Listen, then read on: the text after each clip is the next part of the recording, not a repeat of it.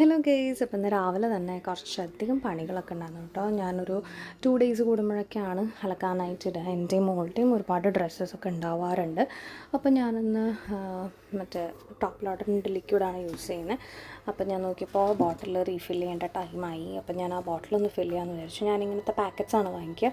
അപ്പോൾ എനിക്ക് കൂടുതൽ കൺവീനിയൻ്റ് ആണ് ബോക്സിൽ നമ്മുടെ ബോട്ടിലേക്ക് റീഫിൽ ചെയ്ത് ഒഴിച്ചാൽ മതിയല്ലോ. അല്ലെങ്കിൽ നമ്മൾ എപ്പോഴും ബോട്ടിൽസ് വാങ്ങിക്കുമ്പോൾ വേസ്റ്റേജും കൂടുതലാണ്.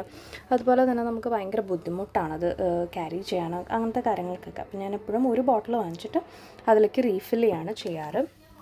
അപ്പോൾ കൈമയായതെല്ലാം ഞാനൊന്ന് ജസ്റ്റ് തുണിയും ഒന്ന് തുടച്ചു. പിന്നെ അത് മെഷീൻ ഓണാക്കി ഇട്ടു. ഇനിയിപ്പോൾ 2 പ്രാവശ്യം അലക്കി കഴിയുമ്പോഴത്തേനും ഓട്ടോമാറ്റിക്കലി ഓഫ് ആവില്ല. അപ്പോൾ നമുക്ക് വന്ന് അത് ഓൺ ചെയ്താൽ മതി. അത് കഴിഞ്ഞിട്ട് പിന്നെ രാവിലത്തെ ബ്രേക്ക്ഫാസ്റ്റിൻ്റെ കാര്യങ്ങളായിരുന്നു. രാവിലെ ഇന്ന് ചോറും പരിപ്പ് കറിയും അതുപോലെ തന്നെ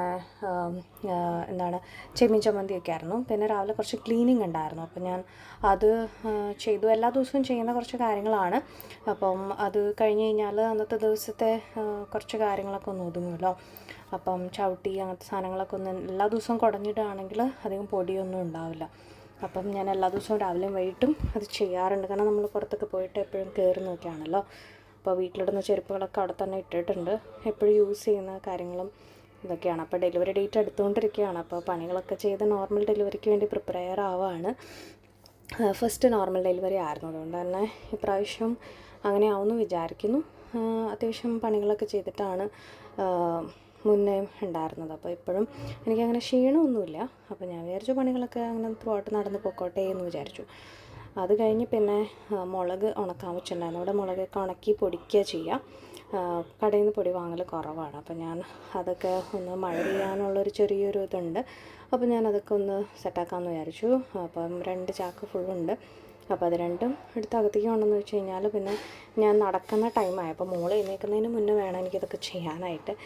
അപ്പോൾ ഞാൻ കുറച്ച് ദൂരം വീടിൻ്റെ ഫ്രണ്ടിൽ തന്നെ നടന്നു കഴിഞ്ഞാൽ കുറച്ചൊരു ബേബിയൊക്കെ ഒന്ന് സെറ്റാവുന്ന പോലെ ഒരു ഫീലിംഗാണ്. അപ്പോൾ ഞാൻ കുറച്ചധികം നേരം നടക്കും.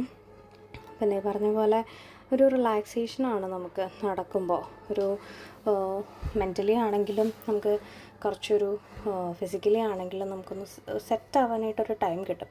ആ സമയത്തൊക്കെ എന്തെങ്കിലുമൊക്കെ ആലോചിച്ചോ അല്ലെങ്കിൽ എന്തെങ്കിലുമൊക്കെ പ്രയറൊക്കെ ചൊല്ലിയോ അങ്ങനെ നടക്കുകയാണെങ്കിൽ കുറച്ചൊരു ആശ്വാസം ഉണ്ടാവും. അപ്പോൾ ഞാൻ നോക്കിയപ്പോൾ കുറേ ചാമ്പയ്ക്കൊക്കെ പഴുത്തുണ്ട്. അപ്പോൾ അത് പറിക്കണം എന്ന് വിചാരിച്ചിട്ട് ഇങ്ങനെ കയറി പോകുന്നു. അപ്പം മോള് പിന്നെ അപ്പോഴേക്കും ഉറക്കത്തിൽ നിന്ന് എഴുന്നേറ്റു കേട്ടോ. അപ്പോൾ ചക്ക ഒരെണ്ണം പഴുത്തുണ്ടായിരുന്നു. അപ്പോൾ എനിക്ക് ഷുഗർ ആയതുകൊണ്ട് ചക്ക അങ്ങനെ അധികം കഴിക്കാൻ പാടില്ല എന്ന് ഡോക്ടർ പറഞ്ഞിട്ടുണ്ട്. എന്നാലും മോളും പപ്പയും കൂടെയാണ് അത് ചെയ്യുന്നത്. അപ്പോൾ ഞാൻ വിചാരിച്ചു എന്നാൽ അതൊന്ന് വീഡിയോ എടുക്കാമെന്ന് വിചാരിച്ചു.